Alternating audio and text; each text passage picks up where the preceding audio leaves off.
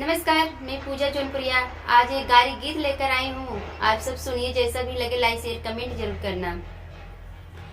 हंसी हंसी पूछाई माता यशोदा हो, हंसी हंसी पूछाई माता यशोदा हो, कहाँ भैया कैसे ससुरारी, हाँ सीताराम के बजो। अरे हाँ कहाँ भैया कैसे ससुरारी, हाँ सीताराम के बजो।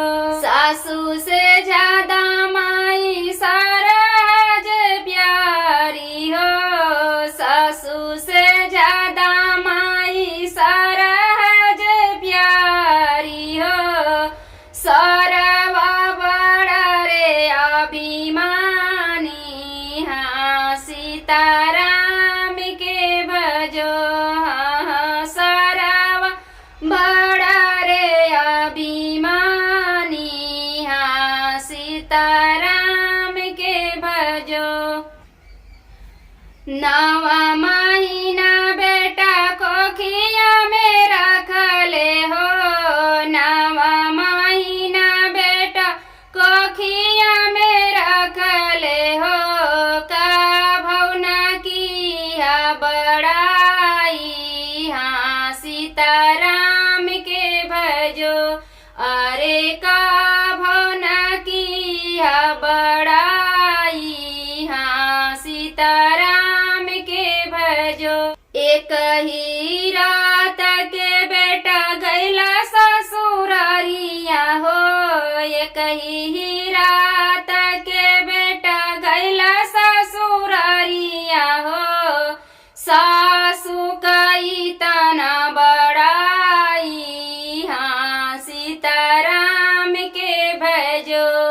अरे सासू कई तना बड़ाई, हाँ सीताराम के भजो। जुग जुग बढ़े बेटा तोरी ससुरारिया हो, जुग जुग बढ़े बेटा तोरी ससुरारिया हो, रे नीति नीति भोजन करायो, हाँ सीताराम के भजो। अरे नीति नीति गारी सुनायो, हाँ सीताराम के भजो। हंसी हंसी पूछाई माता यशोदा हो, हंसी हंसी पूछाई माता यशोदा हो, कहाँ भैया कैसे ससुरारी, हाँ सीताराम के भजो। हाँ कहाँ भैया कैसे ससुरारी, हाँ सीताराम के भजो।